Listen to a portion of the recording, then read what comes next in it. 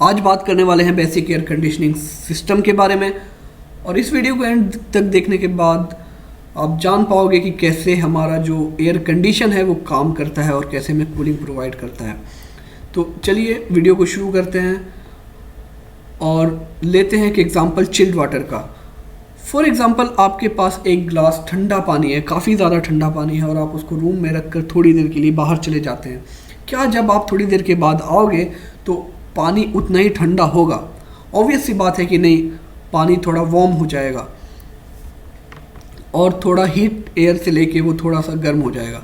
लेकिन दूसरा एग्जांपल हमारे पास गर्म चाय के बारे में। अगर आपकी चाय काफ़ी गर्म है, अगर आप रूम में रख कर थोड़ी देर के लिए बाहर चले जाते हैं तो क्या वापस आने के बाद आपकी चाय उतनी ही गर्म होगी?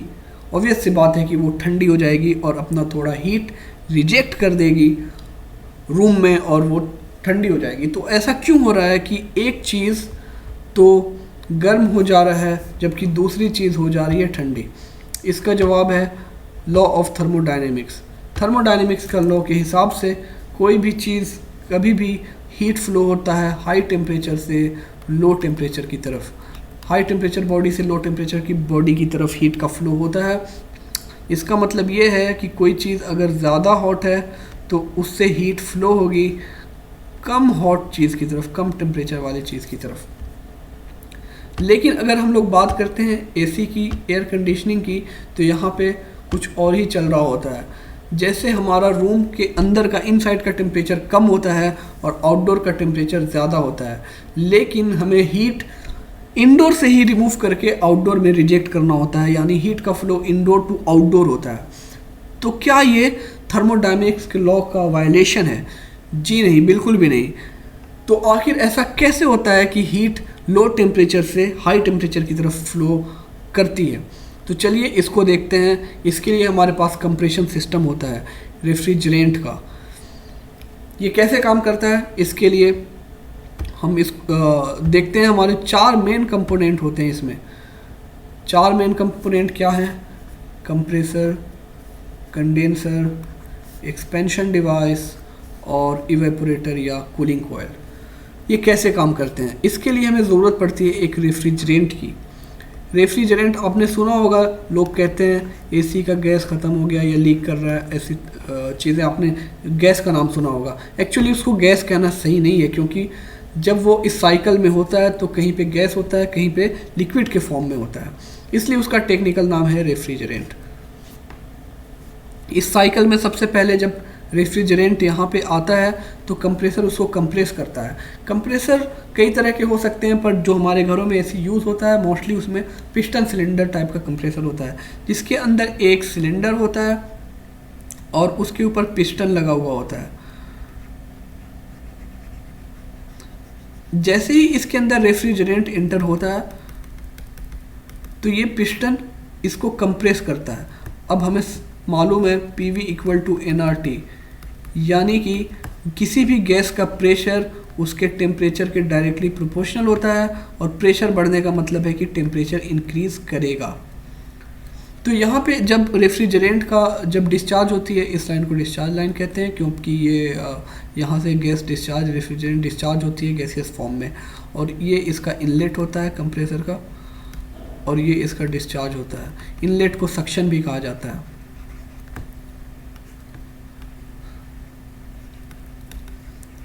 तो यहाँ से काफ़ी हाई टेम्परेचर और हाई प्रेशर पे रेफ्रिजरेंट एंटर होता है कंडेंसर में। कंडेंसर का थोड़ा कंस्ट्रक्शन देख लेते हैं, ये कैसा होता है। ये काफ़ी सिंपल है।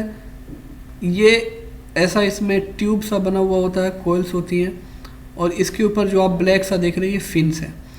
ये इसलिए लगाते हैं क्योंकि कंडेंसर के अंदर रेफ्रिजरेंट थोड़े टाइम तक, ज़्यादा टाइम तक स्टे करे, इससे हमें ज़्यादा हीट ट्रांसफ़र का मौका मिलेगा।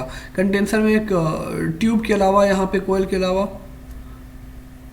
फ़ैन भी होता है।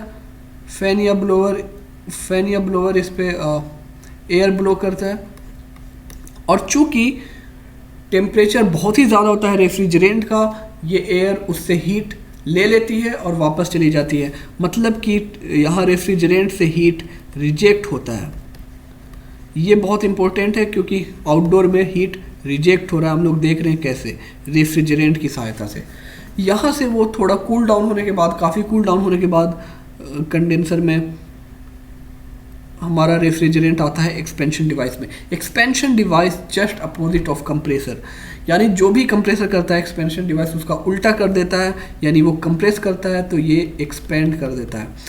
अब जैसे जैसे प्रेशर इंक्रीज होने की वजह से टेम्परेचर इंक्रीज हुआ था, एक्सपेंड होने की वजह से रेफ्रिजरेंट का प्रेशर डाउन हो जाता है और टेम्परेचर भी डाउन हो जाता है। इतने ज़्यादा अमाउंट में टेम्परेचर डाउन होने की वजह से रेफ्रिजरेंट फुल्ली चिल्ड हो जाता है। काफ़ी ज़्यादा ठंडा होने के बाद ये एक्सपेंशन डिवाइस से आगे निकलता है और ये सीधा जाता है इवेपोरेटर या कूलिंग कॉइल भी इसको कहते हैं।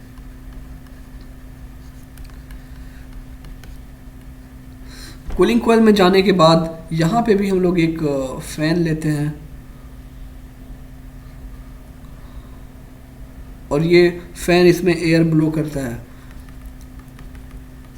अब चूँकि जो एयर का टेम्परेचर काफ़ी ज़्यादा है और फ़ैन का टेम्परेचर रेफ्रिजरेंट का टेम्परेचर काफ़ी कम है और वो काफ़ी चिल्ड है, तो इसलिए हीट का ट्रांसफ़र इस बार एयर से रेफ्रिजरेंट की तरफ होता है। रेफ्रिजरेंट गर्म हो जाता है और एयर काफ़ी ठंडी हो जाती है और वो ठंडी एयर हम अपने रूम्स में यूटिलाइज़ करते हैं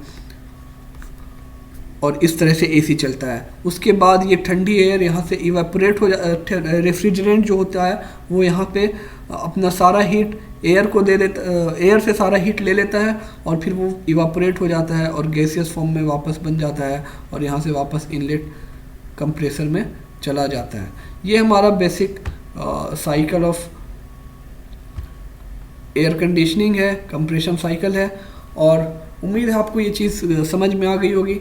लेकिन ऐसा नहीं है कि ये 4 ही चीज़ हमारे कंप्रेशन सिस्टम में हमारे एसी में लगे होते हैं, इसके अलावा भी बहुत सारी चीज़ें हैं जो लगी हुई होती हैं। फॉर एग्ज़ाम्पल इस एरिया में देख लें, जब यहाँ से